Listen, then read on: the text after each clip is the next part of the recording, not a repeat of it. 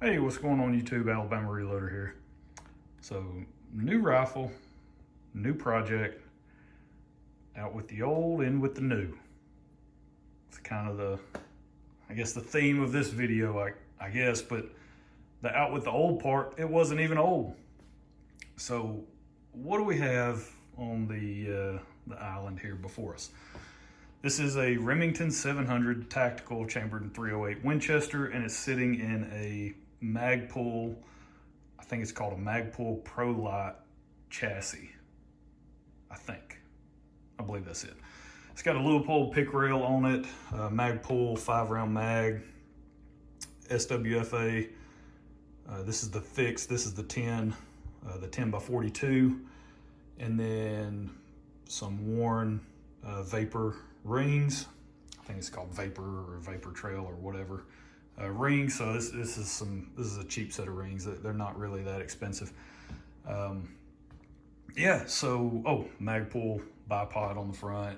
How did this even come about, right? Because this is kind of a departure from my normal, I guess, project or rifles that I like to own. I'm not really like a big tactical go out and pretend to be a Navy SEAL or I'm not a big G.I. Joe LARPer where, you run around with all the cool gear and you do the tactical stuff and all. That's not me. Running around doing your little speed drills on steel and all this other stuff with your whatever, right? Hey, let me go shoot something 2 miles away. That's just not really me. It's not really something that I do that often, if ever. But I was thinking about the Ruger M77 Hawkeye that was chambered in .300 Ruger Compact Magnum. You guys have seen that on the channel, or it's not going to be shown on the channel anymore because it went by way of the Dodo. And really the main reason why was that gun was in such nice condition as far as the overall finish of the rifle and how everything, it was practically brand new when I got it, even though it was, I believe it was manufactured like in 2008. I don't know if the thing had ever even been shot. And it looked like it had never even been handled or taken into the woods. And that's kind of it's a double-edged sword, right? I was really excited to get that rifle, get it in my hands. I bought it used from Cabela's. And so whenever it showed up, I was like, holy smokes, this thing is practically brand new. And it looked that way. It was in such good condition. It was one of those situations where it's like, yeah, I'll go and shoot it and maybe do some content, work up a load in it or whatever, and then take it hunting. Well, then it reached a point where I was like, you know what? I don't even want to take this thing hunting because when I go hunting with a rifle, I'm not really, I don't baby the thing, right? Like it's a tool, it's there for a purpose. It's to get the job done, go kill a deer. That's the whole point, or a hog or whatever it is, game animal that I'm hunting. And so it needs to perform. I don't care if it looks good, it's gonna get dinged up, it's gonna get beat up, it's gonna get scratched, all those things. So that Ruger was just too nice. I just kept thinking about it. I was like, you know what? I think it's gonna have to go. As much as I like it, and I really like that cartridge, I really like that rifle, it's not really gonna serve a purpose. So ended up doing the old swap-a-rooski and came up with this thing, which this is, again, like I said, pretty big departure from what I normally like to try to get as a personal rifle. This is not really something that I would normally go for, but there's sort of an A and a B side to this, right? There's two sides to this coin. One, it's chambered in .308, which, oh look, I've already got some Peterson .308 brass sitting around. Nice. And oh yeah, Shooter's World Match Rifle Powder. That's been a very, very good performer for me in other .308 projects. Okay. Barnes Match Burner bullets. Those have been really good for me in the past as far as a really, really good target bullet. I've shot great groups with match burner bullets. So already kind of had the components to work up a really good .308 load. We just needed a 308. So it kind of fits that bill, right? And then to go along with that, it comes with this really nice Magpul Pro Light chassis. Okay, and if you guys are into this type of thing, chassis ain't cheap. They ain't, right? They're expensive. And so looking around, this one seems like it's going to get the job done for another project that I have in mind. Because if you guys will recall, if you've been around the channel for any length of time, or maybe for the past year or two, I don't know when I bought the barrel, but I actually have an E. Arthur Brown Company 22 Creedmoor barrel that is just sitting in the closet. And it has 50 rounds on it because I had it threaded onto an action and then shot. I have a box of Peterson brass, 50 count box of Peterson brass. Fire formed all 50 pieces and then had the barrel taken back off because I wanted to do something else. And really the part of the reason why I had it taken off is because I really needed a chassis for that particular setup. It's a heavy barrel, not necessarily that straight taper or whatever the straight profile barrels. It's not to that extent, but it's a heavy profile barrel.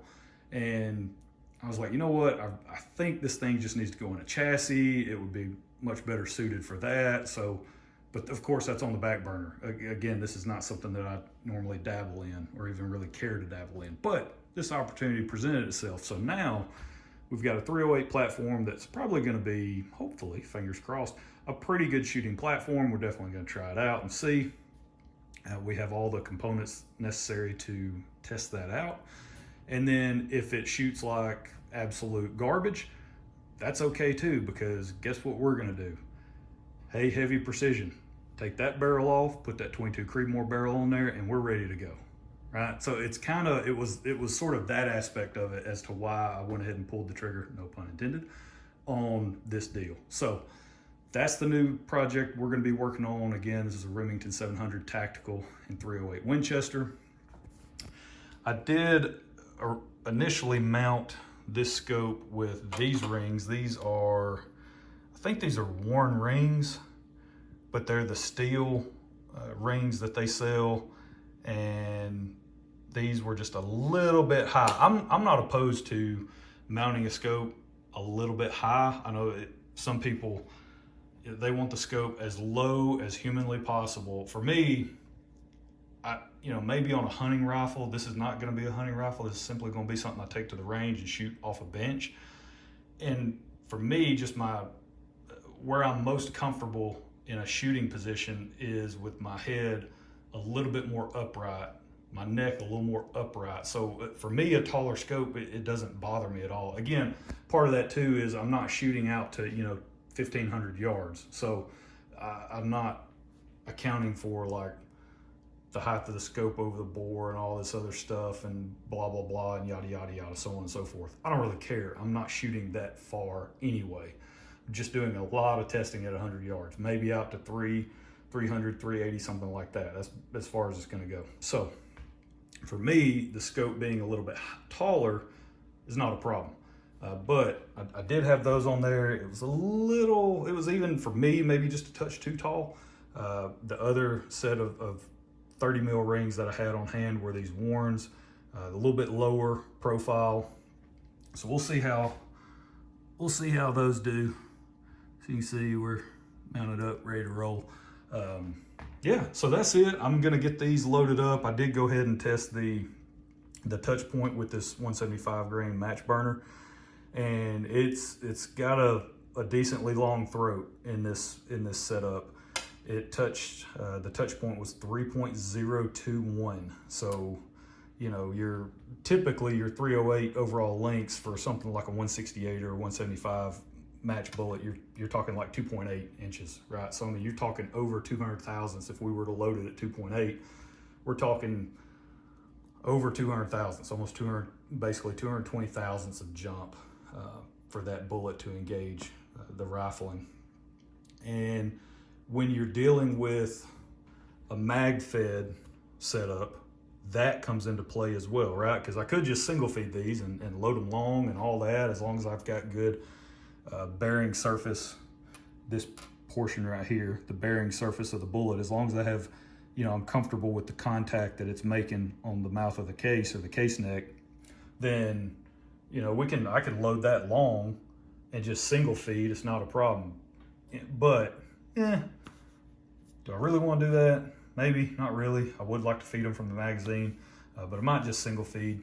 But the magazine, I did measure that, is 2.890 inches, the internal length of the magazine. So that's as far, that's from, you know, one edge to one edge with the calipers.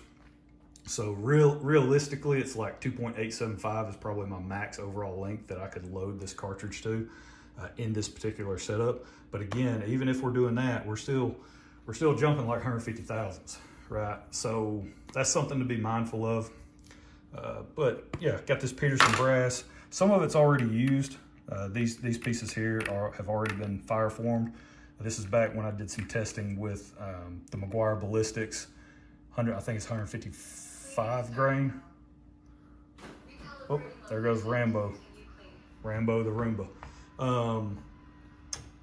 When I did some testing with that, I think I shot, I think it was like 5 3-shot groups, so there's 15 pieces that have already been fire formed.